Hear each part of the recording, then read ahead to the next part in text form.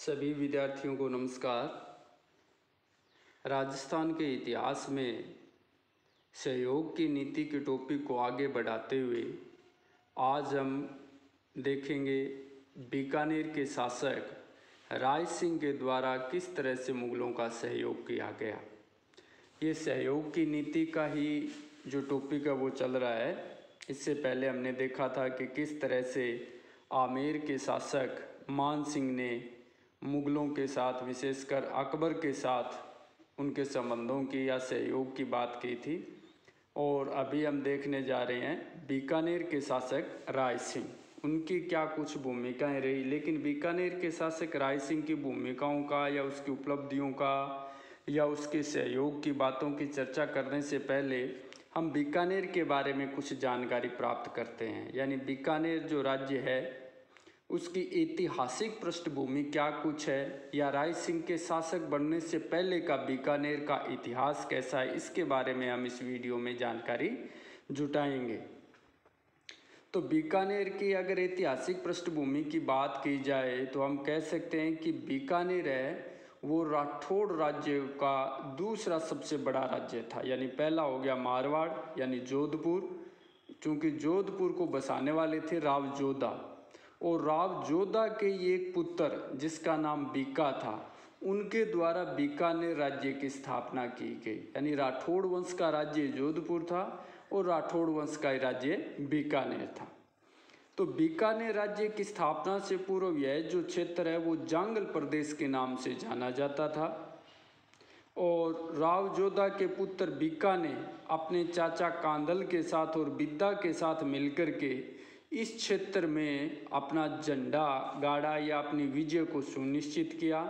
और इनके साथ मिलकर यहाँ के जो स्थानीय कबीले थे, जैसे बाटी थे, जोइया थे, कायम खानी थे, मोहिल थे या चौहान राजपूत थे, चोयल थे, खिंची थे, इन तमाम तरह के कबीलों को परास्त करके संपूर्ण भूभाग पर नियंत्रण कर लिया था। और इस तरह से 1465 ईस्वी के अंदर राव बीका के द्वारा बीकानेर के स्वतंत्र राज्य की स्थापना की गई। तो इनका राज्य बड़ा विस्तृत था, लगभग 40,000 वर्ग किलोमीटर के अंदर फैला हुआ इनका राज्य था, जिसके अंदर आज का बीकानेर है, बटनेर है, सिरसा है, इस तक का जो लंबा चौड़ा क्षेत्र है वो राव बीका के राज्य में था। बीका का शासनकाल 1465 ईस्वी से 1504 ईस्वी तक माना जाता है। जब 1504 ईस्वी के अंदर बीका की मृत्यु हो जाती है तो उसकी मृत्यु के बाद उसका बड़ा पुत्र जिसका नाम था नरा, वो बीकानेर का राजा बना। परंतु 4 महीने बाद ही नरा की मृत्यु हो जाती है। चूँकि नरा के कोई संतान नहीं थी, इस कारण उसका छोटा भाई लूणकरण यानी राव बीका का छोटा पुत्र लूणकरण है वो बीकानेर का स्वामी बनता है। लूणकरण एक बड़ा ही साहसी और पराक्रमी सैनिक था और उसने अपने शासक बनने के बाद फतेहपुर, जो कि झुंझुनू के पास है, और चाइलवाड़ा एक क्षेत्र है जो सिरसा के पास है, इनको जीतकर भी जो बीका से राज्य मिला था उस राज्य में उसने और वृद्धि की, यानी अधिकार क्षेत्र को बढ़ाया उसने। इसी तरह 1513 ईस्वी में उसने नागौर के शासक मोहम्मद खां को भी पराजित किया। और जो जैसलमेर के शासक थे लूणकरण भाटी, उनको भी उन्होंने एक युद्ध के अंदर पराजित किया और विवश होकर के लूणकरण को बीकानेर के शासक की अधीनता स्वीकार करनी पड़ी। हालांकि लूणकरण को बंदी भी बना लिया गया था, लेकिन बाद में उनको छोड़ दिया गया। और इस संबंध को मजबूत बनाने के लिए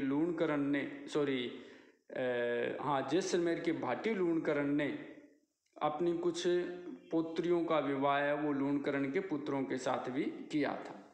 अब इसके बाद में जो लूणकरण राठौड़ है वो नारनौल की तरफ प्रस्थान करते हैं और नारनौल के शेख होते हैं अबीमीरा, उनके विरुद्ध वो युद्ध में लड़ते हैं। तो इस युद्ध के अंदर उनके कुछ सरदार है वो उनके साथ छोड़ देते हैं या तटस्थ रहते हैं, जिसके कारण बचे खुचे सरदारों को लेकर लूणकरण ये युद्ध लड़ते हैं, जिसमें उनकी पराजय हो जाती है। यह युद्ध है वो 31 मार्च 1526 ईस्वी को लड़ा गया था और इसी युद्ध के अंदर लूणकरण है वो मारे जाते हैं। तो जब लूणकरण मारे जाते हैं तो उनकी मृत्यु के बाद उनके जो बड़े पुत्र है जेत सिंह, वो बीकानेर का राजा बनता है। और उसने राजा बनते ही सबसे पहले उन सरदारों का दमन किया जिन्होंने नारनौल के युद्ध में उसके पिता के साथ विश्वासघात किया था। उनका दमन करने के बाद जैत सिंह अपने राज्य को सुव्यवस्थित करते हैं, लेकिन इसी समय कामरान जो कि बाबर का पुत्र और हुमायूं का भाई था, जिसको काबुल कंधार का क्षेत्र मिला हुआ था, वो इस इलाके में चढ़ आता है और हनुमानगढ़ यानी बटनेर को जीत लेता है और बीकानेर के शासक जैत सिंह को अपनी अधीनता स्वीकार करने का संदेश भेजता है, जिसे बीकानेर का शासक ऐसे स्वीकार कर देता है। चूंकि उन्हें यह भी मालूम है कि कामरान की विशाल सेना का सामना करना भी संभव नहीं था, इसलिए उन्होंने दुर्ग की सुरक्षा का दायित्व भोजराज रूपावंत को सौंपकर वो दुर्ग से पलायन कर गए। कामरान ने 1534 ईस्वी में बीकानेर दुर्ग पर आक्रमण किया और भोजराज को परास्त करके दुर्ग पर अधिकार कर लिया। तब क्या किया, जैत सिंह ने अपनी सैन्य संगठित तो एक रात को संगठित किया और 26 अक्टूबर 1534 ईस्वी की रात्रि में अचानक मुगल सेना पर जोरदार हमला कर दिया, जिससे मुगल सेना है उसके पांव उखड़ गए, वो वहां से भाग छूटी और बीकानेर के ऊपर पुनः जैत सिंह का अधिकार हो गया। मुगलों के विरुद्ध राव जैत सिंह की यह बहुत ही शानदार सफलता मानी जाती है। अब कामरान की समस्या से तो जैत सिंह ने छुटकारा पा लिया, लेकिन जो दूसरा राठौड़ राज्य था यानी मारवाड़ का, उसके शासक था मालदेव, जो कि बहुत ही महत्वाकांक्षी था और इससे पूर्व वो नागौर, सिवाना, जालौर जैसे क्षेत्रों को जीत चुका था, मेड़ता को भी अपने अधीन कर चुका था, अजमेर को भी अपने अधीन कर चुका था और अब उसने बीकानेर को अपने अधीन करने का निश्चय किया और इसीलिए अपना जो सरदार था कुंपा, उसको बीकानेर पर आक्रमण करने के लिए भेजा। जैत सिंह भी उसके आक्रमण का सामना करने के लिए पूर्ण रूप से तैयार था और इसलिए उसने अपने परिवार को अपने मंत्री नागराज की देखरेख में सिरसा नामक स्थान पर भिजवा दिया और जमकर के पाहवा नामक स्थान पर, इसको पावा नामक स्थान पर ये युद्ध लड़ा गया था 1542 ईस्वी में। इस पावा नामक स्थान पर इस युद्ध के अंदर जैत सिंह मारा जाता है और बीकानेर राज्य के ऊपर मालदेव का अधिकार हो जाता है। इसके बाद क्या होता है कि 1542 ईस्वी में जब जैत सिंह की मृत्यु हो जाती है तो उनका बड़ा लड़का राव कल्याणमल बीकानेर का शासक बनता है। चूँकि बीकानेर के अधिकांश भाग पर मालदेव का नियंत्रण हो चुका था, इसलिए उसका राज्याभिषेक है ठाकुरियासर नामक गांव में संपन्न होता है। कल्याणमल अपने राज्य को मालदेव से प्राप्त करने की जी तोड़ कोशिश करता है, इसलिए वो इसके बहुत सारे ठिकानों पर किशन सिंह की सहायता से कई आक्रमण भी करता है, लेकिन उनसे पूरे बीकानेर को जीत पाना संभव नहीं था। इसलिए उसने दिल्ली के शासक शेर शाह की सेवा में उपस्थित होने का निश्चय किया ताकि उसकी सहायता से मालदेव को परास्त करके बीकानेर पर नियंत्रण स्थापित किया जा सके।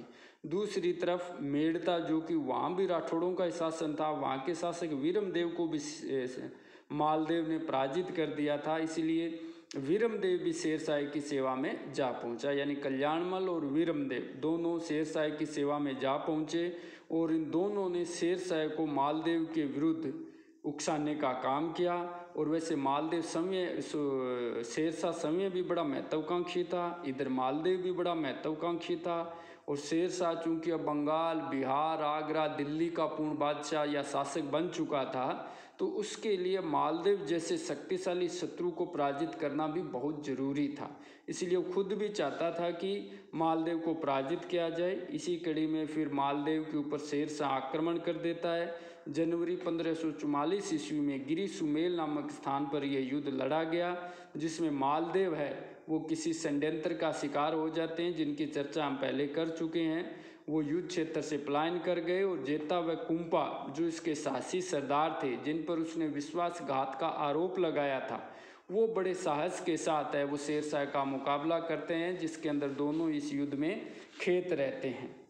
इस युद्ध के बाद या उनके साहस को देखकर ही शेरशाह ने कहा था कि मैं मुट्ठी भर बाजरे के लिए हिंदुस्तान की बादशाहत को खो बैठता। खैर जो भी हो, शेरशाह विजयी होता है और कल्याणमल को बीकानेर का राजा घोषित करके उसको बीकानेर वापस सौंप देता है। राव कल्याणमल चूंकि एक दूरदर्शी शासक था और उसे विश्वास हो गया था कि अब मुगलों का जो शासक यानी शेरशाह के बाद है वापस हुमायूं शासक बनता है और हुमायूं की मृत्यु के बाद अकबर शासक बनता है। तो कल्याणमल ये समझ पाने में सक्षम रहता है कि अकबर के नेतृत्व में मुगल शक्ति का सामना करना बहुत ही हानिकारक है, अतः उसने मुगलों के साथ सहयोग करने में ही अपना तथा अपने राज्य का कल्याण समझा। और इसीलिए 1570 ईस्वी के अंदर जब अकबर अजमेर दरगाह के दर्शनार्थ आया था और उसने नागौर में जो दरबार लगाया था, तो उस दरबार में कल्याणमल भी उपस्थित हुआ अपने पुत्र राय सिंह के साथ, और उसने अकबर की अधीनता स्वीकार कर ली तथा इसी अवसर पर अबुल फजल कहते हैं कि उन्होंने अपने भाई कान्हा की पुत्री का विवाह भी अकबर के साथ संपन्न कर दिया। अकबर ने भी राव कल्याणमल का सम्मान किया और उसे ससम्मान बीकानेर वापस भेज दिया और कंवर राय सिंह को अपने साथ ही लेते गया तथा उसको अपने दरबार में मनसबदार बना दिया।